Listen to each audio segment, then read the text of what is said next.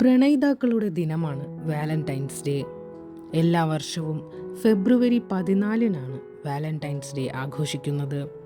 ലോകമെമ്പാടുമുള്ള ആളുകൾ ഈ ദിവസം തങ്ങളുടെ പ്രിയപ്പെട്ടവർക്ക് സമ്മാനങ്ങൾ നൽകുന്നു. പ്രണയത്തെ സാക്ഷ്യപ്പെടുത്തുന്ന ഈ ദിനത്തിൻ്റെ ചരിത്രം നിങ്ങളിൽ പലർക്കും അറിയില്ല. ഈ ഒരു വീഡിയോയിൽ വാലന്റൈൻസ് ഡേയുടെ ചരിത്രവും പ്രാധാന്യവും കേട്ടറിയാം. വാലന്റൈൻസ് ഡേയുടെ ചരിത്രവും കഥയും അല്പം നിഗൂഢമാണ്. പല കഥകളും ഈ ദിവസത്തിന് പിന്നിലുണ്ട്. വാലന്റൈൻസ് ഡേയിൽ ക്രിസ്ത്യൻ പുരാതന റോമൻ പാരമ്പര്യത്തിൻ്റെ ഭാഗങ്ങൾ അടങ്ങിയിരിക്കുന്നു.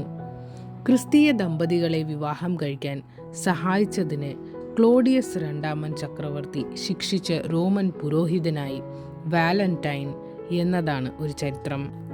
ക്ലോഡിയസ് ചക്രവർത്തിയുടെ ഭരണകാലത്ത് റോമിൽ വാലന്റൈൻ എന്ന ആളായിരുന്നു കത്തോലിക്ക സഭയുടെ അധികാരി. വിവാഹം കഴിഞ്ഞാൽ പുരുഷന്മാർക്ക് യുദ്ധത്തിലുള്ള താൽപ്പര്യം നഷ്ടപ്പെടുന്നു എന്ന ചിന്തയിൽ ക്ലോഡിയസ് ചക്രവർത്തി റോമിൽ വിവാഹം തന്നെ നിരോധിച്ചു.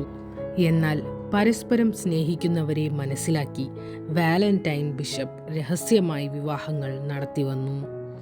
ഈ വിവരം അറിഞ്ഞ ക്ലോഡിയസ് ചക്രവർത്തി വാലന്റൈനെ ജയിലിൽ അടച്ചു.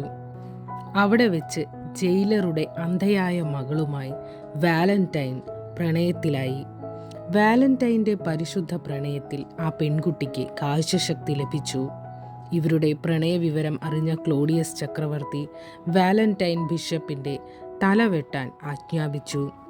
മരിക്കുന്നതിന് മുൻപ് വാലന്റൈൻ ആ പെൺകുട്ടിക്ക് ഫ്രം യുവർ വാലന്റൈൻ എന്ന ഒരു കുറിപ്പ് എഴുതി വെച്ചു. AD 270 ഫെബ്രുവരി പകുതിയോടെ അന്തരിച്ച വാലന്റൈൻ്റെ മരണവാർഷികത്തോടനുബന്ധിച്ചാണ് ഈ ദിനം ആഘോഷിക്കുന്നത് എന്നാണ് ഐതിഹ്യം.